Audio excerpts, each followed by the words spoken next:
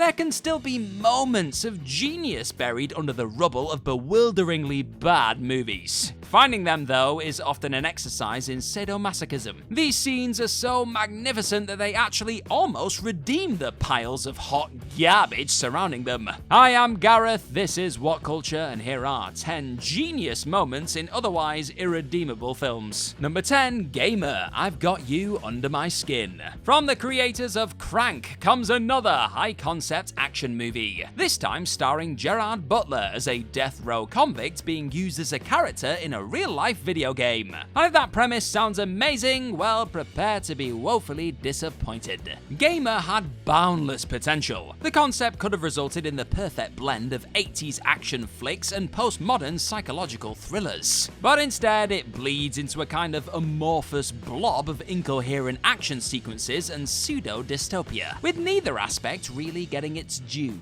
The movie's worst sin, however, is wasting an opportunity to utilize Michael C. Hall as the charismatic villain. Hall can absorb all the menace in the room and still come out the other end charming as hell. But the script didn't allow for that talent to find much breathing room, except in a dance routine / group battle that comes completely out of left field. Set to Sammy Davis Jr.'s snap-heavy rendition of I've Got You Under My Skin, a silhouetted Hall introduces himself and his horde of underlings with exaggerated pantomimes and some appropriately old-timey dance moves. The fight scene that follows is the best in the movie by a damn mile, and more wonderfully strange moments like this could have saved Gamer from becoming the sluggish shoot-'em-up it became. Number 9, Street Fighter, the savage quote that inspired its own trope. One of the first video game adaptations to receive a widespread theatrical release, the Street Fighter film also set the bar extremely low for future movies based on video games. It was cheesy and cartoonish in all the wrong ways, and leading man Jean-Claude Van Damme wasn't able to find his footing in the campy environment. Raul Julia, on the other hand, feels like he was tailor-made for the role of M. Bison, the movie's big bad. His performance is all bulging eyes and over-enunciation.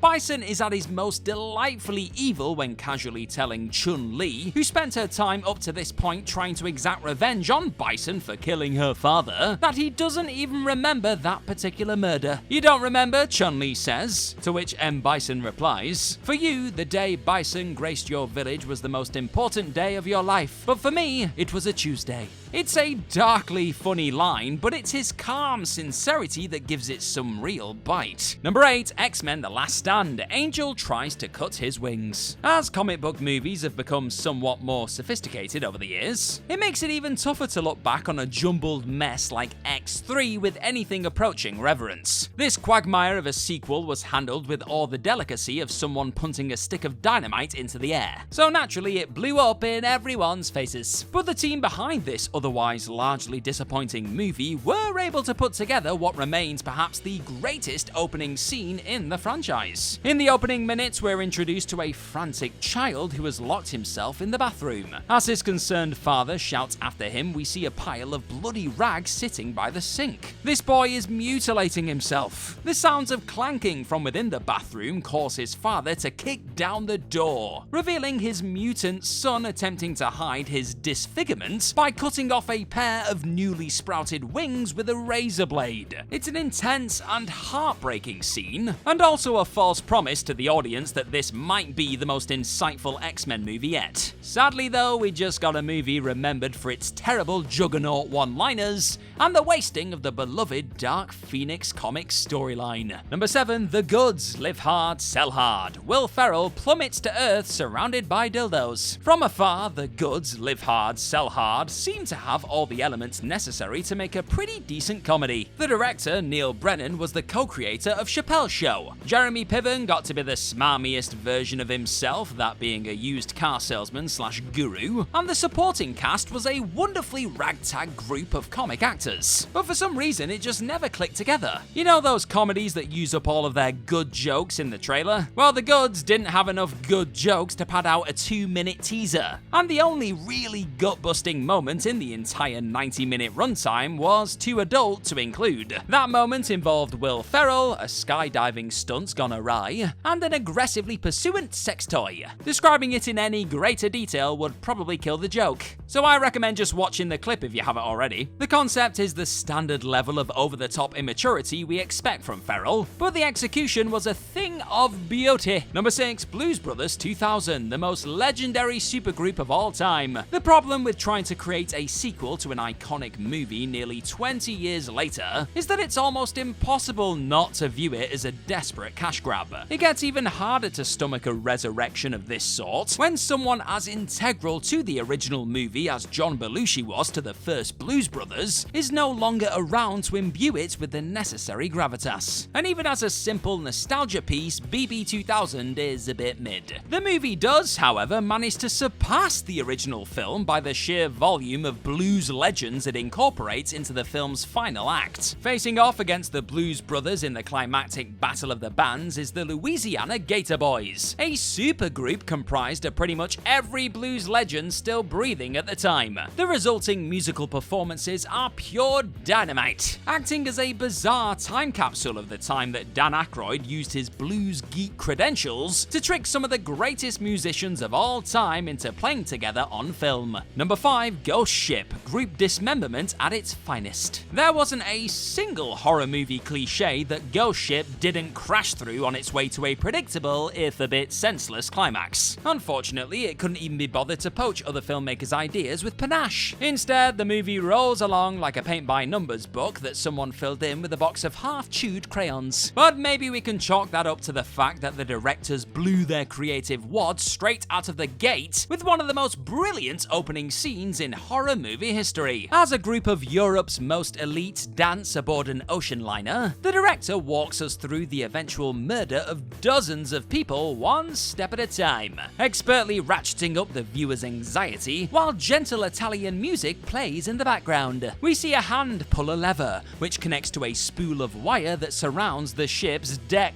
When the wire snaps and whips through the crowd, we don't see them get bisected. Instead, we get terrified reaction shots and the image of the wire slicing through a bouquet of flowers. The camera lingers on the bloody wire for a beat, and then we get a slow montage of bodies literally falling apart one by one on the dance floor. Number 4, XMen Origins Wolverine and Sabretooth's montage of battles. Now, not to overstate it, but didn't it feel like everyone involved in the production of Origins were constantly just saying to each other, hey, I know this is already pretty bad, but isn't there some way we can make it worse? Could we cast Will.i.am as a mutant and maybe find a way to have Deadpool talk less? There are some folks out there who will defend Origins to some degree, and those people likely passed out around the 10-minute mark of the movie and woke up just in time to see the post-credit scene where Deadpool is shown to be alive, with a functioning mouth. What were they thinking? Because honestly, the opening credits montage featuring Wolverine and his half-brother Sabretooth slow-mo murdering their way through every major war in history is quite literally the only tolerable part of this movie, and it went down within the first 10 minutes. Behind the scenes, this movie did also see Hugh Jackman and Ryan Reynolds meet for the first time in real life. So without this particular disaster, maybe we never get the lucrative on and off-screen bromance between this merc with a mouth and sharp-clawed mutant too. Number 3, Masters of the Universe, Skeletor's closing monologue. Critics were not kind to Masters of the Universe when it was first released in 1987, and time has not helped its reputation either. Very loosely based on the popular He-Man cartoon series, the movie really does resemble a live-action cartoon, but probably not in the way its creators intended. Watching Dolph Lundgren as He-Man is like eating a cardboard cutout of a hamburger. It looks tolerable from afar, but the more time you spend with it, the more your gag reflex wants to murder you from the inside out. Lundgren's supporting cast, which includes the super green Courtney Cox, is just as one-dimensional. The lone bright spot is Frank Langella as Skeletor. Now, there is some sexual depravity to the character, and the perverse pleasure he takes in the torture of his nemesis suggests he might be into some serious bondage stuff whenever he's not actively trying to rule the world. But it's his final pre-battle monologue that stands out the most, and his tremendous delivery very thunderous voice, and Bill Conti's powerful score all combine to create an undeniably epic moment here. Number 2, Star Wars Episode 1, The Phantom Menace, the lightsaber battle. Everyone who's seen The Phantom Menace, and by this point even the people who haven't, know the deal. The wooden acting, the stilted dialogue, the Trade Federation, Jar Jar Binks, midichlorians. It all added up to a film that many felt was equal parts grating and utterly boring. Not myself, but some people. A lot of viewers were left feeling like they saw way too much of the worst characters, and not nearly enough of the best characters, and Darth Maul was one that a lot of people thought was the best. Luckily, Ray Park's Sith Lord makes one hell of an impact during his relatively short amount of screen time, which culminates in a show-stealing lightsaber duel. Maul was the imposing, agile menace whose shadow lurked over the entire film, whether he was in the scene or not. So giving him an epic encounter against Qui-Gon and Obi-Wan was an absolute must. And the only problem with the battle is that it killed off one of the greatest characters in the trilogy far too soon. And number 1, Superman 3, Superman Fights Clark Kent. Director Richard Lester's overall reliance on slapstick and the complete devaluation of Richard Pryor's talents shipwrecks Superman 3. All the wonder of the first 2 films was unceremoniously sucked out, leaving a weirdly cynical and unfunny sketch comedy in its place. And although Lester also dropped the ball in the overarching evil Superman vs. Clark Kent storyline, he did give us an actual physical battle between the two, which almost makes up for the barrage of bad comedy around it. Christopher Reeve's performance as the depressed and angry version of our beloved superhero might be his finest bit of acting in the entire series, and watching him completely lose it with a Brooklyn accent no less, delivered on an important concept first brought up in the comics. This split personality battle in the junkyard was an incredibly tense and rather weighty moment in an otherwise inexcusably cheap and mean-spirited production.